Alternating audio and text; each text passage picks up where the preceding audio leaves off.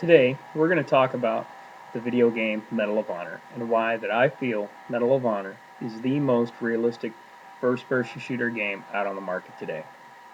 The reason that I feel that Medal of Honor is the most realistic first-person shooter on the market today is because the action takes place in a realistic scenario. In this game's case, you're fighting in Afghanistan in the early stages of the war. The pace of the game is very fast, and the weapons that you're utilizing are are very common to what our U.S. forces are using today. The first realistic location is Afghanistan, and in Afghanistan you're fighting to take over Bagram airfield, which is controlled by Al Qaeda, and you're being assisted by some Afghani national forces.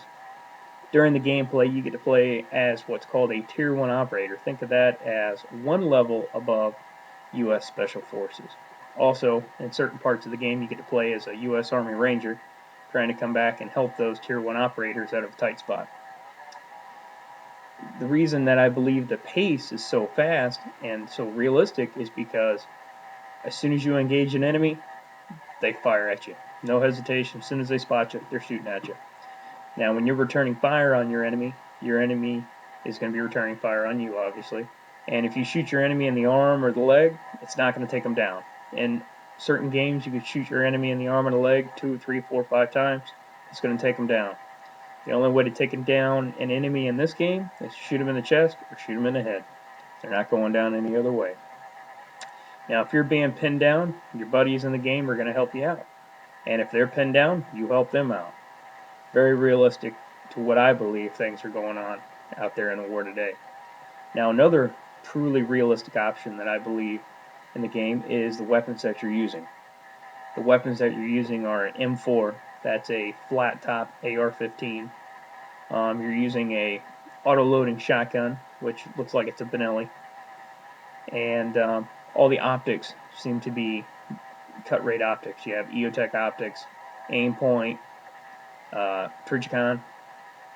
All these optics are come into play because it lets you utilize some of the opportunities to take an enemy out from a distance, or if you need to hit them up close and personal. And speaking of the up close and personal weapons, you got your Beretta M9, and you've got that one comes in handy in a really tight spot, especially if they're right up on top of you.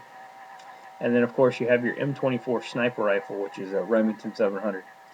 And you also get to use a Barrett 50 caliber sniper rifle in the game with a thermal optic to take enemies out from a distance.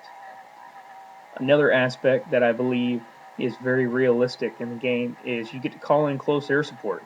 If you're in a tight spot and you've got 50 or 100 enemies coming on you, you call in close air support, you're going to get some A-10s, maybe an AC-130 to rain down some pain on the enemy.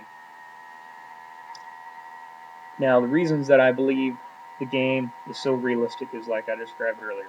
The game pace is very fast. As soon as an enemy sees you, he's going to hit you.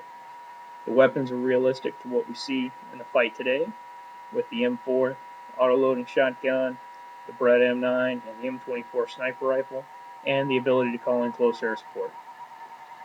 The last thing I'd like to talk about is the reality factor. If you shoot a good guy and the good guy dies, he's dead, and you got to pay the price for it.